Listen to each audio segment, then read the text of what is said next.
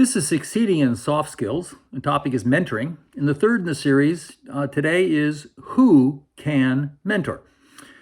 First, I'd like to start with a quote by somebody who said that anyone can mentor. It's probably the most stupid comment I've ever heard from a practice leader, someone who should know better having worked with people.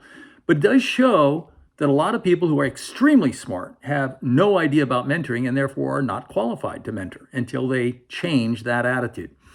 So what do you need? You need the motivation. I talked about that in the last session. This session will talk about certain skills, certain tools, and a plan. What are the skills you need? First, listening. Hardest thing for most professionals to do is to shut up. So what I would say is shut up and listen. Listen for facts. Sometimes emotion, but mostly just facts. You'll also need meeting skills. That means how can you have a good meeting with somebody in 45 minutes? That means you're going to evaluate your own ability to have that meeting. And by the way, that's an important skill for your mentee. So both of you have to have good meeting skills. You need compassion. You must care about people. And if you don't care about people, it's really hard to say you should care about people. Oh, it's a good thing to care about people, because if you don't, it'll come through.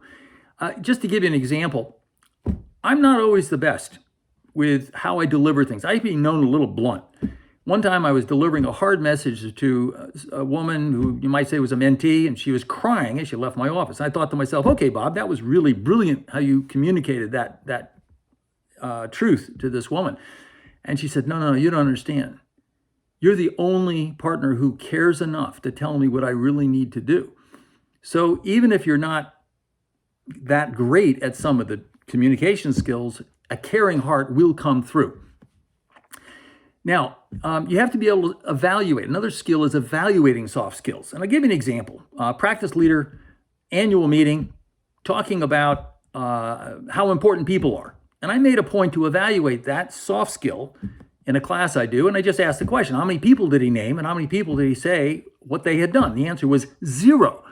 So in evaluating a soft skill, the leader's ability to communicate was 0. If he wants people to think that he cares about people and people are important, he did a pretty bad job, and that's an objective fact you can observe.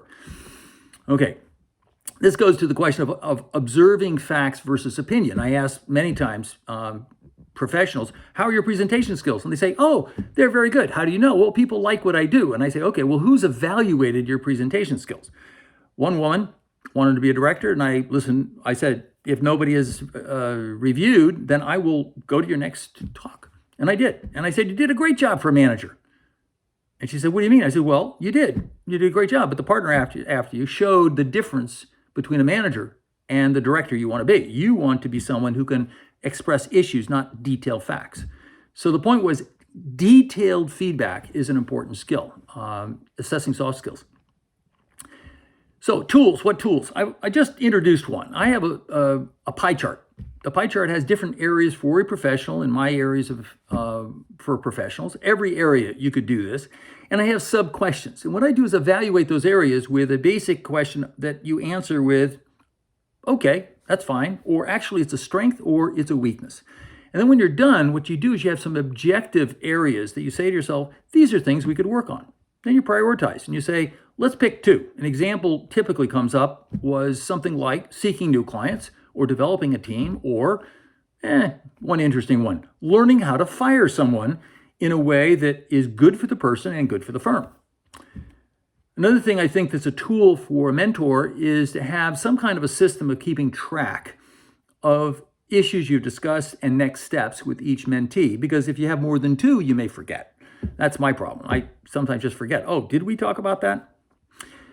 And the final skill is a plan. You have to have a specific goals for a plan of action. Now, I mentioned these tools, but one more thing. The plan has to include your getting involved in the process. So I went to the presentation of the person who wanted to be a director. I went to different meetings to see how people do in developing their meeting skills. And I rewrote memos for one guy at least 10 or 15, 20 times to develop writing skills. Why? Because that's what he wanted to do. In fact, before we started, I said, it's going to cost you 2 years of your life of pain to learn to write. Do you want to do that? I said, I'll rewrite it, but I'm not going to put up with this if you're not willing to put up with the pain for that time. He did. He was promoted, did very well. That's my conclusion for mentoring. Thank you very much for listening. This is Succeeding in Soft Skills. Have a good day.